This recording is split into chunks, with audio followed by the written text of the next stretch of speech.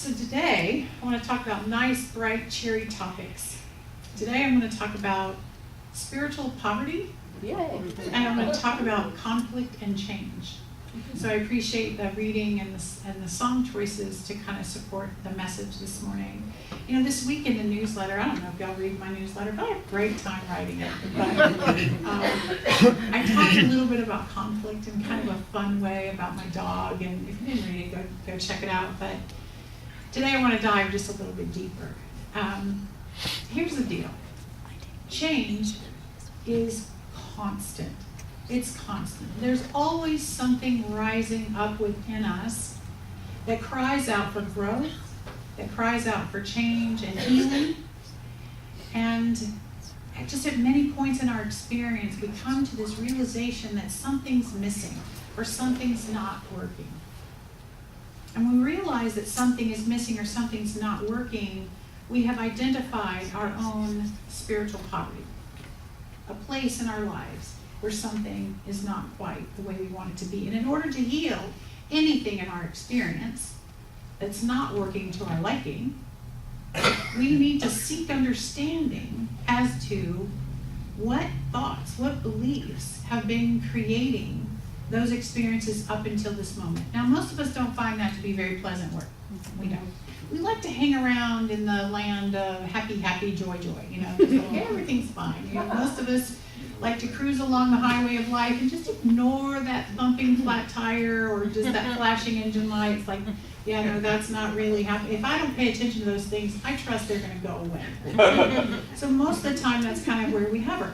But real healing and growth comes from facing the things that are not working so hot and looking beneath the hood of the car, so to speak.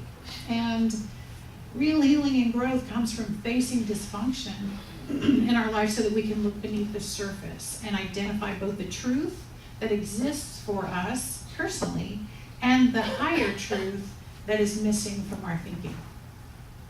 Real healing and change comes from seeking spiritual truth in all things. We have to face the valley of the shadow of death in order to reach the true light and to know that we are always in the light. There's a scripture in Psalms that says, "If I ascend into heaven, you are there. If I descend into the Sheol, the land of the dead, behold, you are also there." So no matter where we are in life, God is there and always present, but sometimes we falsely believe that spirit's not in a thing. This particular thing has nothing to do with spiritual truth. And it is then that we have to look at our spiritual poverty, where our hearts are starving for spiritual truth and healing. We naturally, all of us, want to help other people. It rises within us. We want to help other people with their experiences of personal and spiritual poverty. We desire the chance to lift others out of their land of the dead. But we've got to first understand and begin to heal our own. In order to compassionately understand our own places of poverty in our lives, we must compassionately understand the beliefs that are impoverishing us. We can't heal anyone else's poverty until we begin to heal our own. We can't compassionately care for another until we compassionately care for ourselves. And we can compassionately look at our lives and identify our good and why we don't have it. Emma Curtis Hopkins, she was one of the teachers of Ernest Holmes, who's the founder of our philosophy. She's phenomenal, and she says it this way: "I will tell you that between you and your good, which belongs to you and which you ought to have, between those two things, you and your good, is your idea of the absence of good." That's the only thing that stands between you and your good, is your idea. You're holding on to the idea of the absence of it. Holmes elaborated, and he said something like this. It's not a direct quote, but he says, when working with a person to manifest their good, a practitioner helps discover why the person thinks as he does, upon what false premise his thought is based, what belief in the opposite of good is he entertaining. So he takes Emma Curtis Hopkins' idea that the only thing standing between you and your good is your idea of the absence of it, And he goes a little bit deeper and says, yeah, but what is the belief? What are the thoughts that are supporting that idea of the absence of it? See, we identify good we want in our lives, so therefore we have identified this possible area of poverty. And Emma Curtis Hopkins reminds us that the only thing that stands between us and such a good is our own belief in the absence of it. I'm saying it several times because I want you to hear it. And this idea results in the absence or the poverty of it. So I want to take a look at some of the underlying causes and beliefs of spiritual poverty. Here's what happens, I believe. See, we identify a new experience that we desire in our lives, this new thing, or a healing that we can see as a possibility. And we begin to crave a change, and the winds of change begin to blow. And often, these winds grow and create a storm. A storm. Our book of the month this month is called The Eye of the Storm, capital letter I. It's play on words, Eye of the Storm. See, we know that in big organized storms, they circle around a center, or an eye of a storm. Down here in hurricane country, we know a lot about that, right? So your true self lies at the center of the storms of conflict that blow in your life. And much like the storm that's kind of brewing out in the ocean, most of us, have storms of change and conflict blowing around in our lives on the subconscious level. And the reason for the storms on the subconscious level is change. See, our souls push us. They push towards evolution and growth. And all of that requires change. Change on the physical levels are always preceded by change in the mental level, or a change of thinking. Now, for most of us, in many circumstances, we can tolerate the winds of change. Matter of fact, a little breeze blowing every now and then is actually kind of a good thing. We like a little bit of change. But on the other hand, there are changes that are bigger and more difficult. Sometimes our souls are calling forth major change in our lives.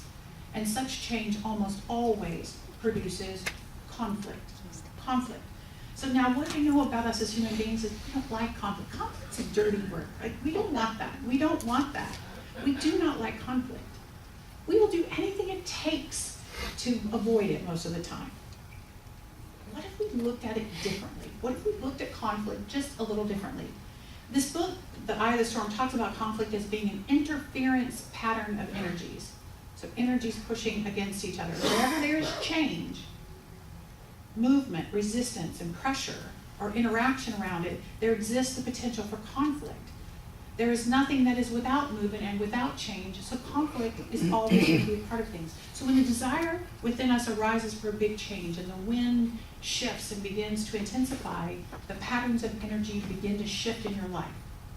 And when we begin to move in a new direction, there is a potential for conflict. Movement and resistance of movement is what conflict really is. And we can get stuck in our lives in places simply by doing everything we can to avoid conflict.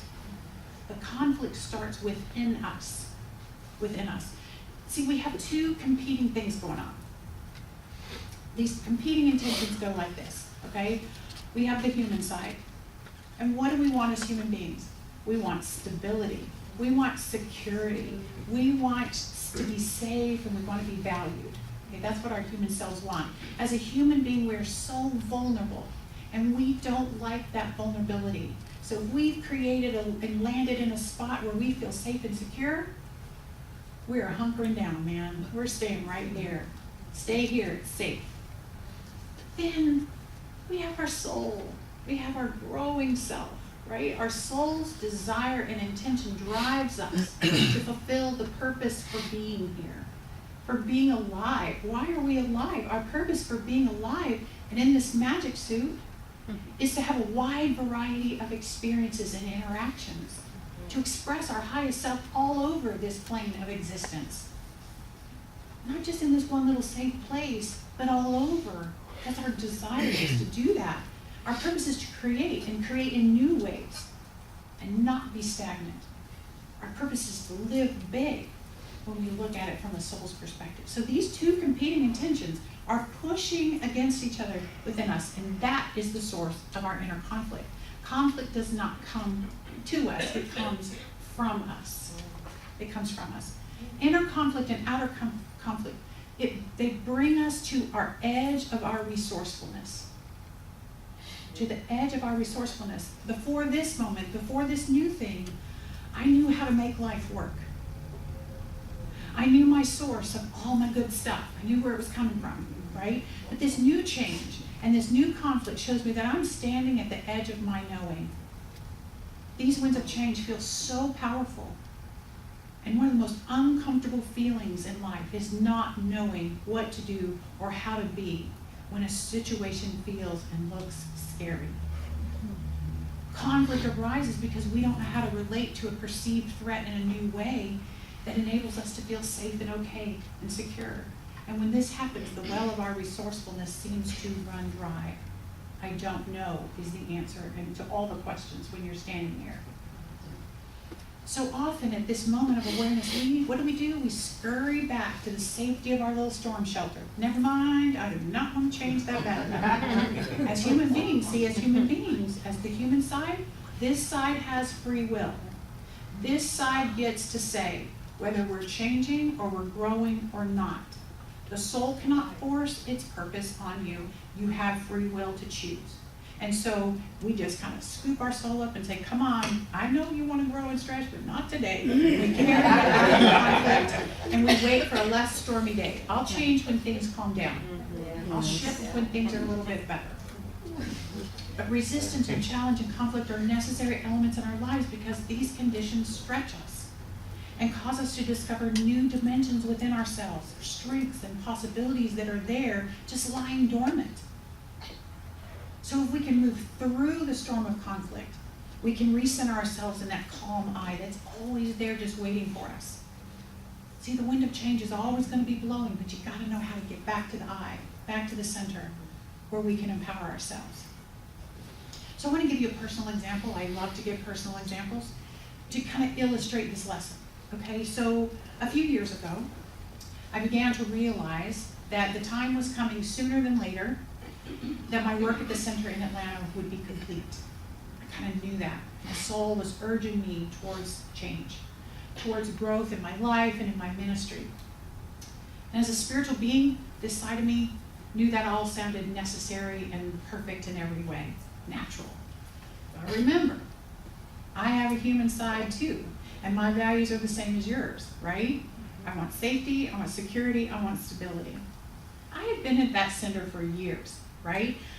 I had many structures in place. I knew how that center worked. I knew how to build ministries in that center. I knew my role, and I just had all this stuff all figured out. I knew the source of my good. I had my friends and the spiritual center and my home, and I lived in Atlanta almost my entire adult life. So I was hunkering down, but my soul persisted. The winds blew stronger, and as the months went by, time went on, and it was time to pursue a new path. And I was at the edge of my resourcefulness. I was scared. The storm of conflict caused by resistance to movement and the desire for movement, pushing against each other, was also gaining in strength. And there were winds swirling with greater and greater intensity in my life. And the book points out 4 winds of conflict. Winds are conditions that support the conflict. And if the storm of conflict is going to happen when change is brewing, these additional winds coming in make the whole storm last longer and stronger.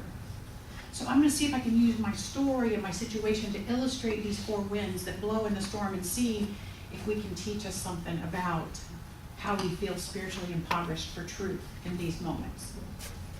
So the first wind that joins in the storm of conflict is the wind of a sense of separation. A sense of separation. When this wind is blowing in your storm, it's because you were never taught, most of us were never taught as young ones, that we are connected to God, that we're spiritual beings. Most of us missed that lesson. I don't know about you, but I was not taught that I was divine and perfect in every way. I was not. And I was not taught that life was working in my favor. I didn't know, I was never taught that I was connected to a power and that I could use it. I wasn't taught that. Thankfully, in our little room back there, those kids are being taught that they have a say in their life. They have some say. I grew up learning that I had to protect myself. The experiences could harm me. People could harm me. Heck, I could harm myself. And I was also taught that God could harm me. Okay, so that's a separation. And the wind of separation blowing in your life, you just try to protect yourself from change. Life needs to look a certain way in order for me to feel safe, in order for me to be okay. That's called codependent. I'm dependent on something outside of myself for me to be okay, for my own sense of wholeness and self-worth. And this sense of separation just keeps the storm of conflict going because it keeps you from experiencing God and experiencing your higher self. It separates you from the divine of the experience, and the winds just blow. So during the end of our time in Atlanta, there were times when the wind of separation was feeding the storm of conflict in my heart. I resisted the changes necessary to create a new life because I felt the need to protect myself from the situations that were going on around me. I didn't fully trust that I could create a new life in a new place and still feel whole. Life was not going to look familiar, and I didn't know for certain it would be okay. So when I felt this wind blowing in my life and my mind, I knew it was feeding the storm of conflict that I was experiencing. And I had the choice to feel this wind and wake up. Wait a minute. I am impoverished in this moment from the spiritual truth that everything happens for me. The truth is I am not separate. If everyone is spirit informed, showing up to teach me whatever they're here to teach me, then I need not fear anyone else. My highest good lies within my own mind, not in the external circumstances unfolding around me. And as I settled into that truth, this like wind of separation started to die down, and I could feel my oneness. I could feel my connection to life itself. So when that wind starts blowing in your ideas that you're separate or alone or isolated, or the idea that your good can only exist in one situation, let that wind wake you up to the truth of your oneness and that life is for you. So the second wind, there's 4 of them. The second wind is the wind of misperception. See, we all perceive life in our own way. We all see life through the lens of our own viewing. We have a unique perspective and our way of looking at the world and our way of looking at ourselves. And all of that's limited to our own individual perspective. And we've built structures of belief that support our perspective. Beliefs are solidified because we have experiences that prove us right. See, we always get to be right. We always get to be right. Conflict brings us to the point of facing the edge of our structures of belief. It is conflict that awakens us to challenge them. See, the universe responds to our beliefs. It responds to us. It brings us experiences that confirm what we believe. We always get to be right. In other words, if I choose to believe that people will cheat me, guess what? I'm going to draw people in that will have a cheating experience with me. Or if I believe that I'm going to be lonely when I get to a new place that I'm living, guess what? I'm going to experience that loneliness there. I always get to be right. When we're in the middle of conflict, we're being asked to question and challenge our perspective. That's what it's for. It's to wake you up and say, hey, am I looking at this the right way? And this wind will continue to blow, and the storm of conflict will keep its strength until we look within, until we challenge that perspective that we're holding. So if I go back to my example, my perspective was that this big center in Atlanta was the best outlet for my spiritual education, for my career. It was the best place, right? That was my perspective. My soul was urging change and new experiences, but my misperception kept me in resistance. My perspective kept me here. I had to really stop and question, is that true? Is that true? What spiritual poverty was I experiencing? What truth did I need to remember? I had to remember that I could find a higher perspective. The truth was that my consciousness was always leading me to my right and perfect good. The road is prepared by my consciousness, and I walked down it. And as I rose to a higher perspective, that second wind just started to die down. So when you feel this limited perspective wind blowing, go within and say, am I looking at this right? Am I looking at this from the highest perspective that I can muster up? And always choose the highest perspective possible. And the third wind that feeds the storm of conflict is competition. The truth is we all have needs and we all have values. What we need and value, when what we need and value gets in the way of what someone else needs and values, this wind starts to blow heavily and mightily. In competition, there's always a winner, and since you have a winner, you gotta have losers. And nobody wants to be the loser, right? Nobody wants to lose, because when we lose, we feel diminished and angry and resentful. And the winner reinforces their need to be right. In competition, winning actually reinforces a sense of inferiority because it masks this sense of insecurity and insufficiency and inadequacy. Another name for this wind of competition is the wind of drama, okay? My definition of drama is any situation where someone is deemed right and someone is deemed wrong. Okay? That's drama. Drama. And when this wind is blowing, conflict is just going to stay.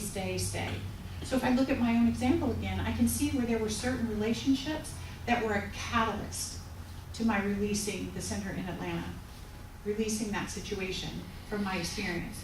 And when I was embroiled in this inner conflict and competition around this, I saw others as wrong or as in competition with me, right? And whether I saw myself as winning or losing, there was always someone on the other end of that teeter-totter, right? Who's playing with me in this game? So when you're feeling that, like I'm winning, they're losing, get off the teeter-totter because you're on it. You may not know who's on the other end, but somebody's on the other end of it. And I need you to remember the spiritual truth that my good is not separate from anyone else's good. That's one I have to remind myself of a lot. My good is not separate from anyone else's good. If I move toward my good, it brings the whole human race towards good. There's more than enough of everything for everyone involved. No one's right, no one's wrong. And once I could step out of competition in my head, this wind could start to die down. And the fourth wind that feeds the storm of conflict, it's really tied to the first one about separation. This one is called defensiveness. By definition, defensiveness implies that we perceive an adversary or a threat.